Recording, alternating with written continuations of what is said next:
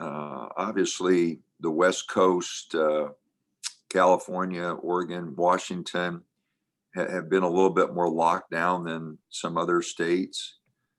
Because of that, our summer workouts, we didn't get anything done. And with us starting so late because we're a quarter school, I feel like we're behind conditioning wise and skill development. We didn't get to go through our regular routine in the off season, which, we're proud of. I think it's helped our guys, and, our guys have always been really diligent with it. And, they guys want to get better, they know to get better, they got to get in the gym and work on specific things. And our guys have always been really good about that. And, this year was just different. Nobody was here. We had a few guys here in July and August, but we were so limited of what we could do that it just wasn't the same. So to answer your question, we're behind. We got a lot of work to do in the next 6 weeks. Okay, we'll go to James Crepia next. Dana, from the scheduling standpoint, as Greg mentioned, so there's 7 games. What is the status of the non-conference schedule at this point? And to your knowledge, the 2 games that were added previously, which I think was UCLA, and I'm forgetting the other one, but the first 2 Washington. Yeah, are those still the same dates, or did those get moved back, or what's the status of everything scheduling wise? Well, we're scrambling. We're waiting for contracts, James, to answer your question. I feel a little hesitant to give dates and opponents because we have not received contracts back. And, with all the question marks surrounding testing and, bringing non-conference opponents in and their testing protocol matching up with our testing protocol, that wording in those contracts has to be, pretty specific to make sure that they test before they get here. And then if we're going to test them day of game with our rapid testing, just a lot of details like that, James, to be worked out before, all the contracts are signed. And we think we, are in the process of pretty much wrapping up our non-conference, but until we get any of those contracts back, I'd prefer not to say, because then, it falls through. But I can say that we're trying to get to 7 games. We do have a couple dates for the UCLA and the Washington game will be played before Christmas. But other than that, I don't have much information.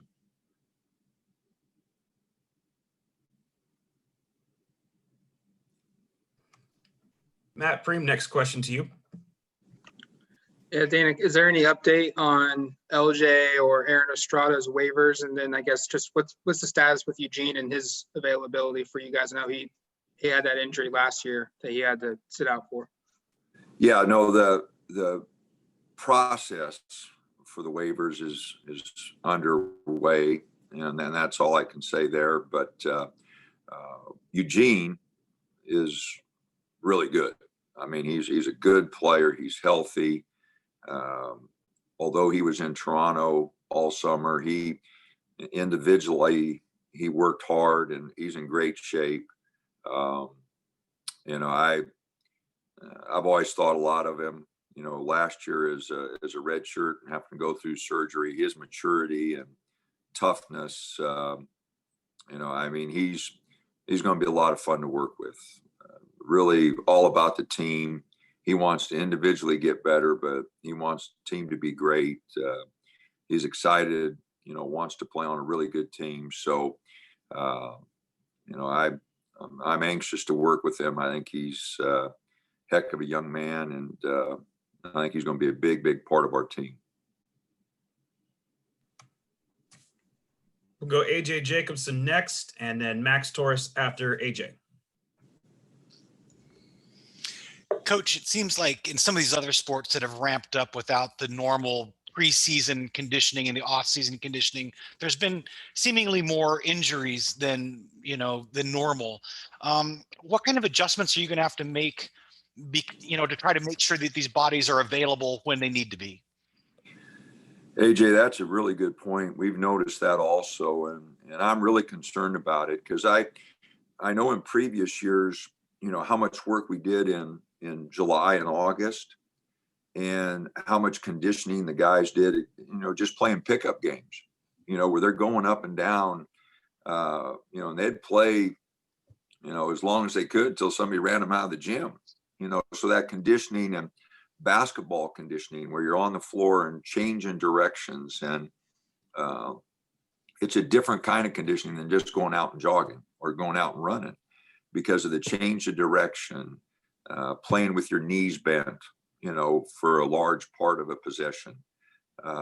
It's not a natural position, defensively to sit down and guard somebody. That's not natural. That's not what you do unless, coach is making your conditioning coach is making you train a little bit. That's not something you just naturally do. So, I'm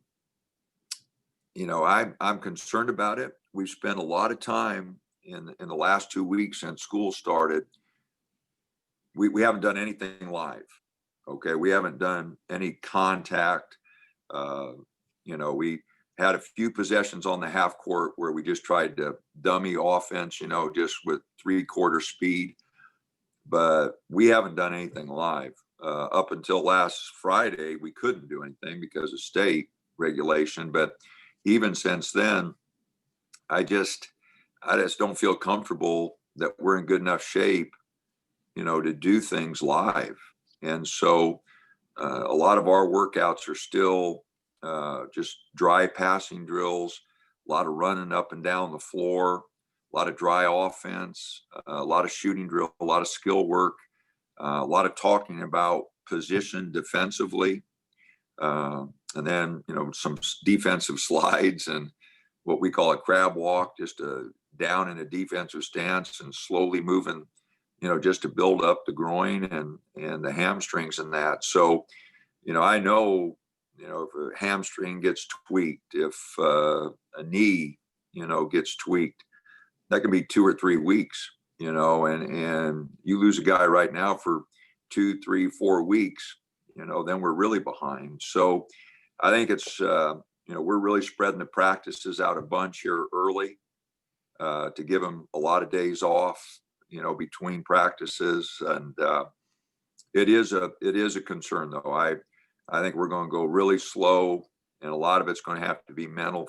Fortunately, we have some older players, experienced players that I think can handle that pretty easily.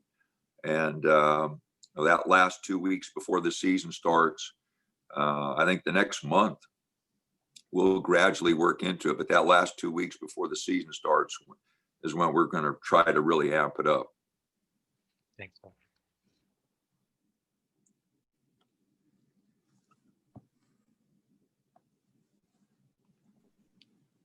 Max, go ahead.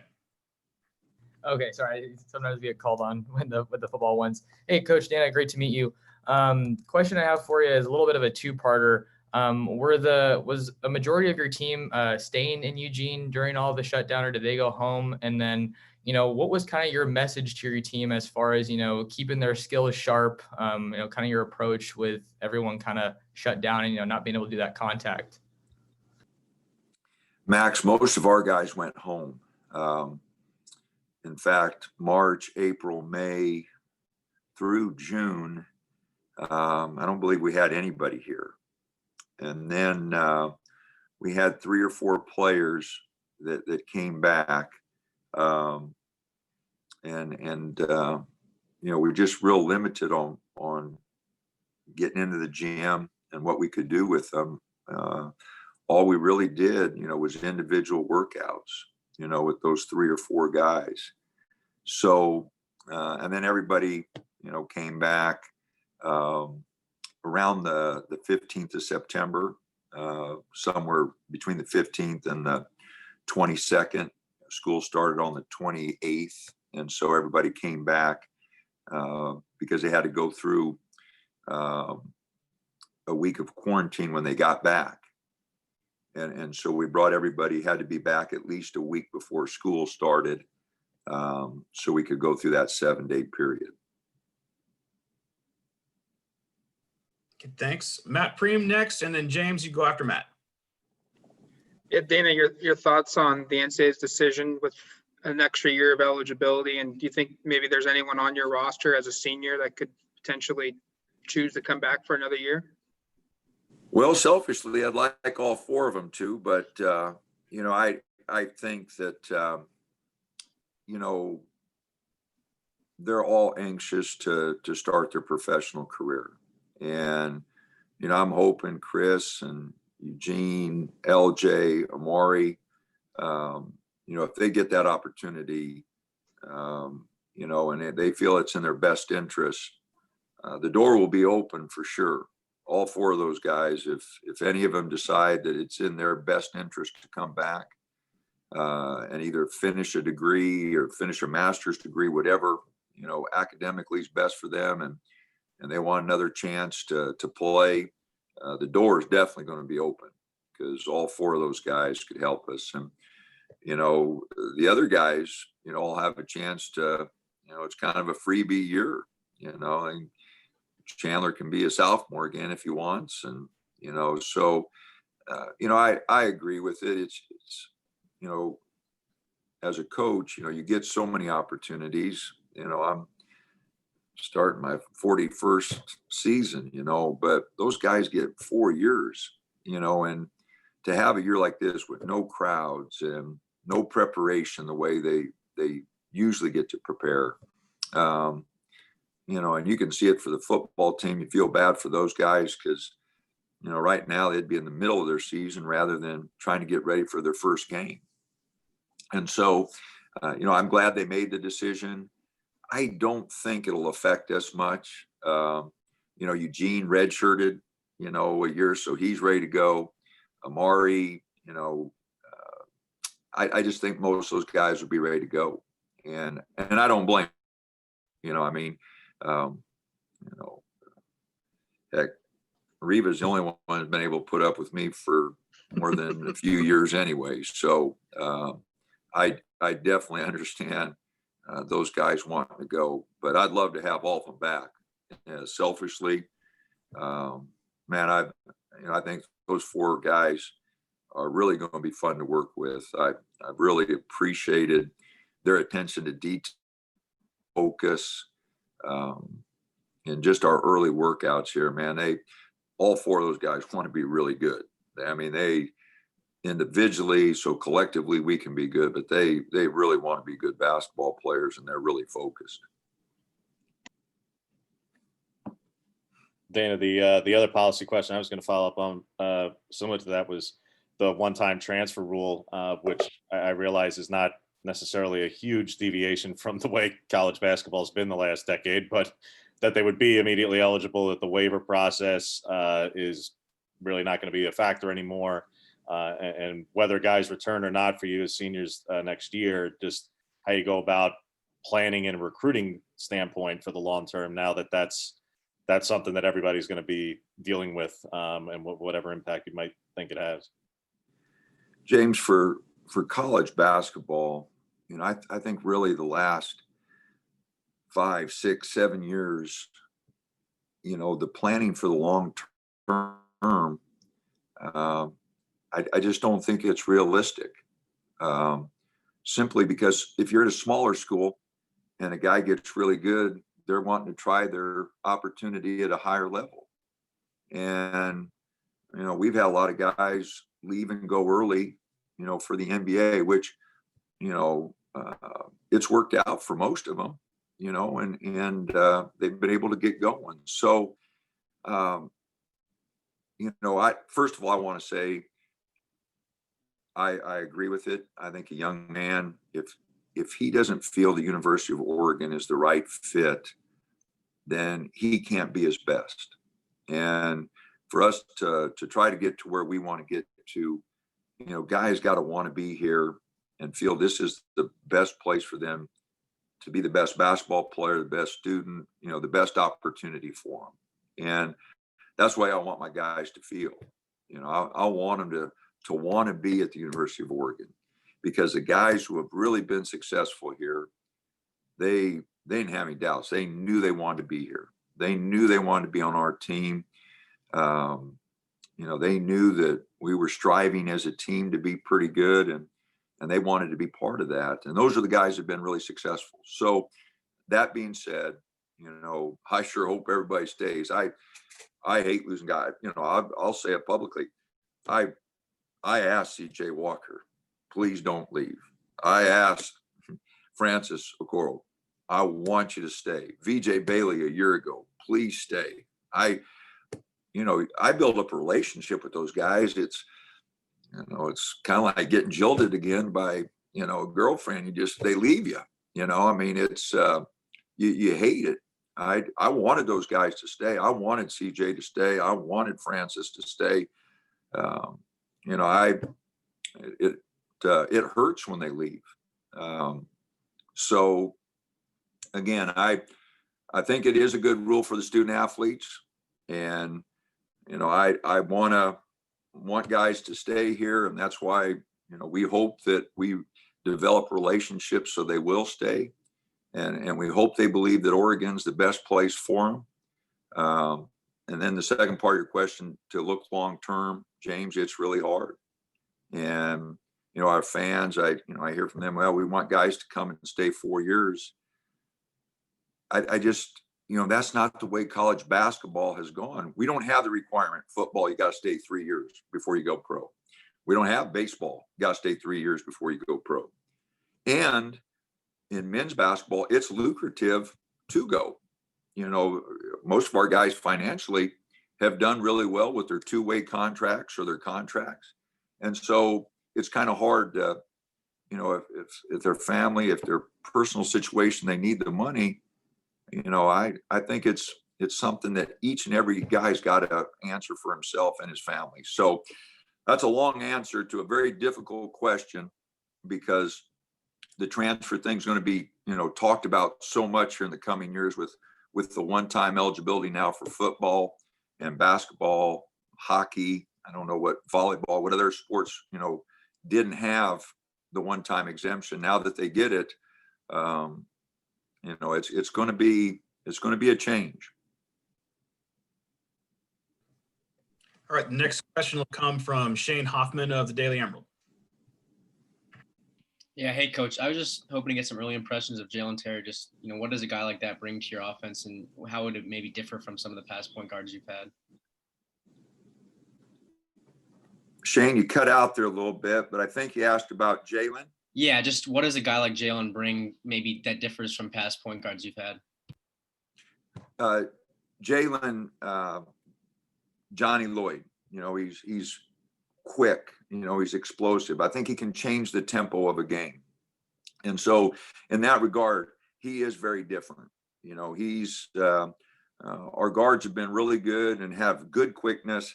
I think, you know, Jalen's got some breakaway speed. Now he's little, you know, he's not a real big guy, but he shoots it good, and his quickness, I think, offensively gives us something different. And defensively, he could really, really bother people. If we can get him just, you know, really getting after the ball, he can give a lot of people trouble. Thank you. Okay, Matt Preem has the next question. What did you get from a development standpoint with Eric Williams? Seems like from a body type, he's similar to Elgin or a Dylan, where he could play down, he could play up for you guys. I don't know if it's just me, but you were cutting out there, Matt, but you asked about Eric. Yeah, just what kind of development you had from him from his redshirt year, and feels like from a body type, he's similar to Elgin or Dylan Brooks, and what versatility wise. Yeah, no, Eric's going to be a big part of our team. His athleticism, he plays really hard.